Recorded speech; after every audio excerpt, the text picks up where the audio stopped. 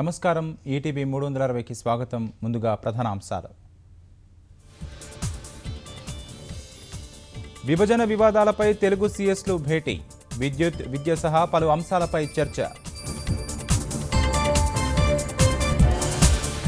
GHMC ఎన్నికలు సజావుగా సాగేలా చూడండి, గవర్నర్ నరసింహన్కు భాజపా నేతల విజ్ఞప్తి.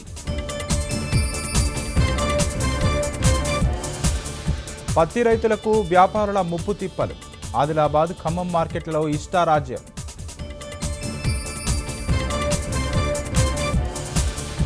జలహారం ముడుపుల కోసమే ప్రాణహిత పక్కకు, పాదయాత్రలో కాంగ్రెస్ నేతల ఘాటు విమర్శలు.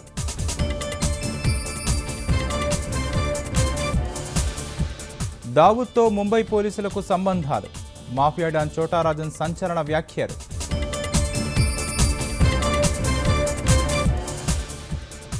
దేశం శాంతియుతంగా ఉందన్న అరుణ్ జైట్లీ, అసహనానికి ఆస్కారం లేదని స్పష్టీకరణ.